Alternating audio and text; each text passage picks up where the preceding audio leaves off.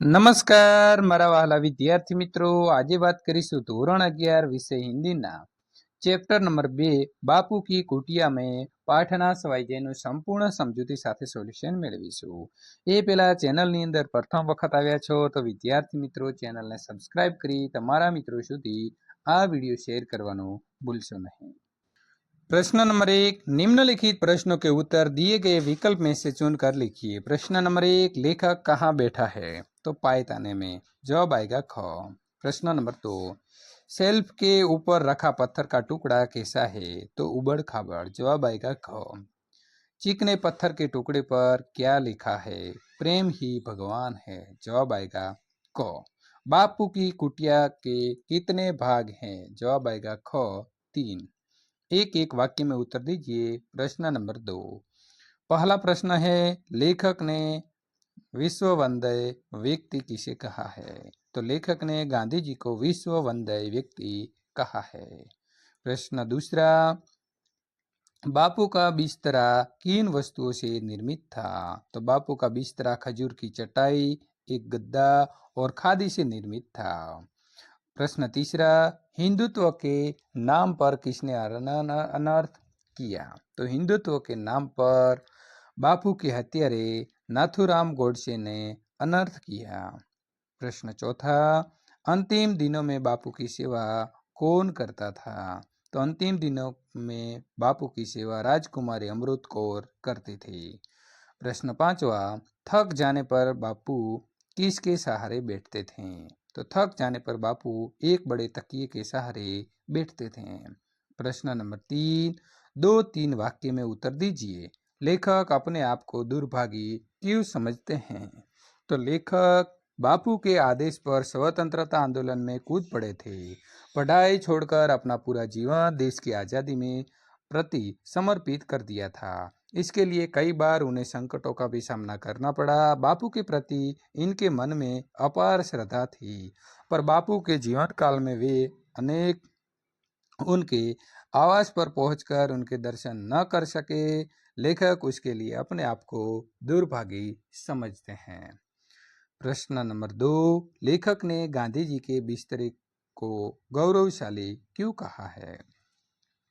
लेखक के अनुसार ये तो गांधी जी का बिस्तरा खजूर की चटाई पर एक गद्दा डालकर और उसे खादी से ढक कर बनाया गया था, पर इस सादगी में भी वो महान है।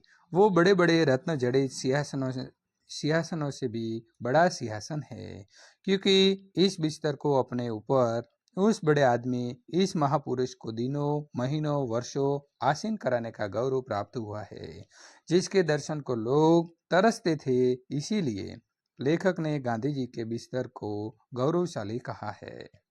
प्रश्न तीसरा, गांधी जी के शेल्फ में कौन कौन सी पुस्तकें थी? तो गांधी जी उदार विचारधारा और सभी धर्मों के प्रति श्रद्धा रखने वाला महापुरुष थे। इनके शेल्फ में तरह तरह की पुस्तकें थी।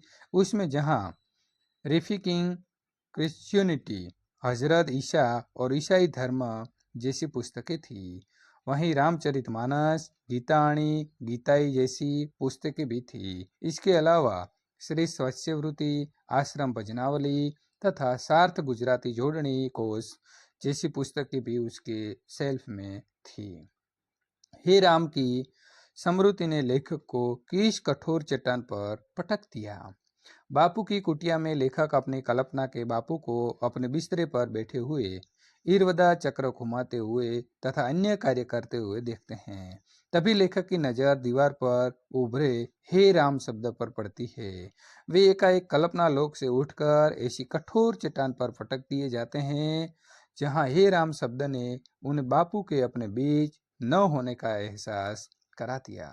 उन्हें लगा कि बापू उनसे छीन लिए गए हैं।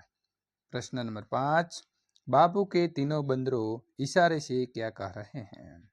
तो बापू के तीनों बंदरों इशारे से कह रहे हैं कि आंखें, कान और जबान बंद करके आत्मस्थ कर होकर देखो तो लगेगा कि बापू वहीं हैं। प्रश्न नंबर 4, 5 से 6 पंक्तियों में उत्तर दीजिए। बापू की कुटिया में आकर लेखक अपना सौभाग्य क्यों मानता है? तो लेखक गांधी जी के जीवित रहने उनके साबरमती आश्रम नहीं आ पाए।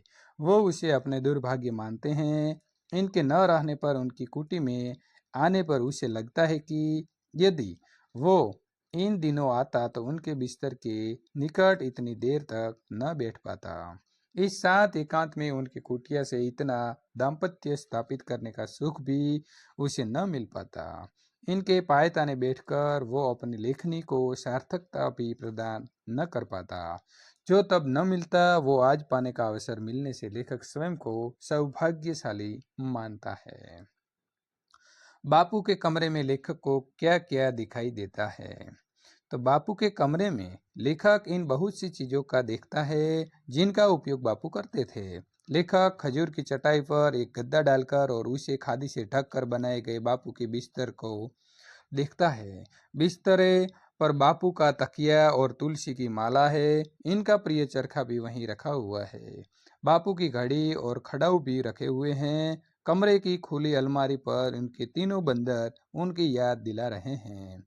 बापू का कमलदान, रद्दी कागज डालने के लिए रखा टोकरा, पीतल का थूकदान, एक स्टैंड पर रखी पेंसिल और कताई के सामान भी कुटिया में रखे हुए हैं। बिस्तरे के पास 3 खानों का सेल्फ भी रखा हुआ है। इन सारे समृद्धि चिन्हों को देखकर लेखक कुटिया को बापूमय पा रहे हैं। प्रश्न नंबर 3, बापू के बिस्तरे को लेखक क्यों महान मानता है? तो लेखक बापू की कुटिया की सादगी देखकर मुग्ध हो जाता है। उसे लगता है कि हमारे ऋषियों की परंपरा अभी तक बनी हुई है। बापू के बिस्तर की सादगी लेखक को अभिभूत कर देती है। उसे लगता है कि अपने इस सादगी में बापू सचमुच बहुत महान थे।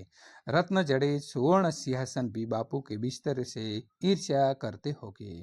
जितना महान व्यक्ति इस सारे बिस्तर पर बैठता था, इतना महान व्यक्ति इन भव्य सिंहासनों पर एक पल के लिए भी नहीं बैठा होगा। लेखक बापू के बिस्तरे को महान मानता है क्योंकि बापू ने वर्षों तक इस पर बैठकर उसे गौरवान्वित किया था। किस बात की कल्पना लेखक को भावमुग्ध कर देती है? लेखक कुटी में बापू के कमरे में अनेक चटाइयां पड़ी देखता है। बापू से मिलने के लिए देश विदेश से आने वाले व्यक्ति इन पर बैठते और उनकी अमृतवाणी सुनते थे। लेखक सोचता है कि उन्हीं चटाइयों पर कभी जवाहरलाल नेहरू, राजेंद्र प्रसाद, सरदार पटेल जैसे देश के बड़े नेता बैठे होंगे। इनके अतिरिक्त संसार के बड़े से बड़े राजनीतिक, पत्रकार और साहित्यकार भी बैठे होंगे। आज उन्हीं पर लेखक अकेला बैठा है। अपने उसी सौभाग्य की कल्पना लेखक को भावमुग्ध कर देती है। आशय स्पष्ट कीजिए। आदमी का दुर्भाग्य भी कभी कभी सौभाग्य बन जाता है। मनुष्य के जीवन में सौभाग्य और दुर्भाग्य उसके प्रत्येक कार्य की सफलता और असफलता से जुड़ी होती है। मनुष्य कार्य की सफलता को अपना सौभाग्य और असफलता को दुर्भाग्य मानता है, पर कभी कभी मनुष्य के जीवन में दुर्भाग्य भी सौभाग्य बनकर आता है। उदाहरण के लिए एक रेलगाड़ी में किसी विशेष दिन किसी व्यक्ति को आरक्षित टिकट मिलना इसके लिए सौभाग्य का सूचक होता है, पर जिस व्यक्ति को इस दिन कोशिश करने के बावजूद पर रेलगाड़ी में आरक्षित टिकट नहीं मिल पाता, इसके लिए ये दुर्भाग्य का सूचक होता है।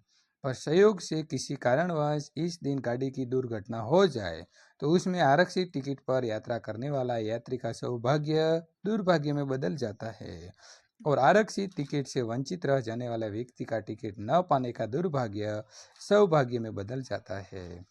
यह इस व्यक्ति का सौभाग्य था कि दुर्घटना होने वाली रेलगाड़ी में उन्हें आरक्षित टिकट नहीं मिला और वो दुर्घटना का शिकार होने से बच गया। यदि सच्ची राह पर हो तो तुम्हें क्रोध करने की जरूरत ही नहीं। सच्चाई मनुष्य का सबसे बड़ा गुण है। सच्चाई के सामने झूठ कभी नहीं टिक सकता। सच्चाई राह पर चलने वाला व्यक्ति निर्भीक होता है। उसे अपनी सच्चाई के सबूत के रूप में इधर उधर की बेसिर पैर की मन गढ़ंत बातें जोड़नी नहीं पड़ती। सच्ची राह पर चलने वाला व्यक्ति को कितना भी उत्तेजित क्यों न किया जाए, वो अपना धैर्य कभी नहीं खोता। इसका कारण ये है कि उसे ये पता होता है कि आखिरकार विजय उसके सच की ही होगी। सच्चाई की राह पर चलने वाला व्यक्ति शांतिपूर्ण ढंग से अपने लक्ष्य की ओर बढ़ता रहता है। इसका प्रत्यक्ष प्रमाण है। महात्मा गांधी वे देश को स्वतंत्र कराने का उद्देश्य लेकर सच्ची राह पर आगे बढ़े। इन पर अनेक प्रकार के अत्याचार हुए, पर उन्होंने कभी प्रतिक्रिया में कभी क्रोध नहीं किया। वे शांतिपूर्ण ढंग से निष्ठापूर्वक सच्चाई की मार्ग पर चलते रहे और एक दिन अपने उद्देश्य में सफल हुए। उन्होंने देश को आजाद करा कर ही दम लिया। झूठ शब्दों में निहित नहीं है, छल करने में है। चुप्पी साधकर भी झूठ बोला जा सकता है। आमतौर पर खुलकर साफ साफ शब्दों में किसी सच बात को उसके विपरीत रूप में बनाकर कहना या पेश करना झूठ कहलाता है। इसके अतिरिक्त झूठ के अन्य रूप भी होते हैं और ये साफ साफ शब्दों में झूठ बोलने से कहीं अधिक बुरे होते हैं। ये झूठ छल कपट के रूप में होते हैं। ऐसे मामलों में किसी सच बात को सच न कहकर उस पर चुप्पी साधकर दोहरे अर्थ वाले शब्दों का प्रयोग कर, किसी शब्दांश पर विशेष ओर देकर, आंख से संकेत कर तथा किसी वाक्य को विशेष महत्व आदि देकर झूठ का प्रयोग होता है। इस प्रकार की हरकतों का गूढ़ अर्थ अथवा आशय असाधारण प्रत्यक्ष रूप में नहीं खुलता, पर वास्तव में यह बहुत महत्व रखता है। इस प्रकार का झूठा प्रयोग बहुत भयानक होता है और उसके पीछे झूठ बोलने वाले की बुरी नीयत होती है। नीचे दिए गए विधानों की पूर्ति करके उचित विकल्प चुनकर पूरा वाक्य फिर से लिखिए। अपने बिस्तर पर बैठे बापू अपने ईरवदा चक्रों को घुमा रहे हैं। बापू का समझने के लिए इस छोटे से शेल्फ को भली भांति देखना ही होगा। उन्हीं चटाइयों पर देश विदेश के बड़े बड़े व्यक्ति बैठते और बापू के मुख से निकले वचनामृत को पान करते। सामासिक शब्दों का विग्रह कर समास के प्रकार बताइए। चरण स्पर्श, चरणों का स्पर्श, षष्ठी तत्पुरुष, तत्पुरुष समास आएगा। कलम दान, कलम के लिए दान रखने का पात्र, तो संप्रदान तत्पुरुष समास। रत्न जड़ित, रत्नों से जड़ित, करण तत्पुरुष समास। सुवर्ण सिंहासन, सुवर्ण से निर्मित सिंहासन, मध्यम पदलोपी समास। भाव मुक्त, भाव से मुक्त, करण तत्पुरुष समास। वचनामृत, तो वचन रूपी अमृत, कर्मधारय समास। प्रत्यय अलग कीजिए। हिंदुत्व, तो त्व, अर्थ वाला तो वाला, साहित्यिक तो ईक, सहजता तो ता, चटाइया तो या। વિદ્યાર્થી મિત્રો, અહીં સંપૂર્ણ સોલ્યુશન પૂર્ણ થાય છે। આ પ્રકારનું સોલ્યુશન મેળવવા માટે ખાસ ચેનલને સબસ્ક્રાઇબ કરી દેવી।